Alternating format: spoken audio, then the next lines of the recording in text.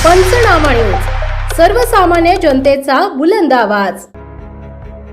14वी सब junior राज्यस्तरीय लंगडी स्पर्धेत श्री शिवाजी हायस्कूलचे विद्यार्थी खेळाडू प्रदीप गावित व गौरव गावित यांची चमकदार कामगिरी।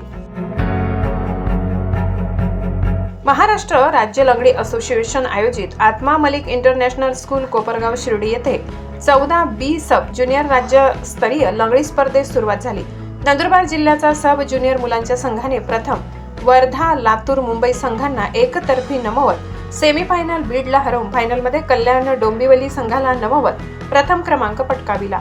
यामध्ये श्री शिवाजी हायस्कूल व कनिष्ठ महाविद्यालयाचे विद्यार्थी खेळाडू प्रदीप वसंत गावित, उंबर्डी व गौरव यशवंत गावित चौकी या विद्यार्थ्यांनी उत्कृष्ट प्रदर्शन करून राज्यस्तरावर आपले वर्चस्व सिद्ध केले। प्रदीप गावित व गौरव गावित या विद्यार्थी खेळाडूंनी त्यांनी राज्यस्तरावर चमकदार कामगिरी केल्याबद्दल नवापूर येथील श्री शिवाजी हायस्कूल कनिष्ठ महाविद्यालयात त्यांच्या गोल्ड मेडल, गुलाब पुष्प व प्रमाणपत्र देऊन जाहीर सत्कार करण्यात आला।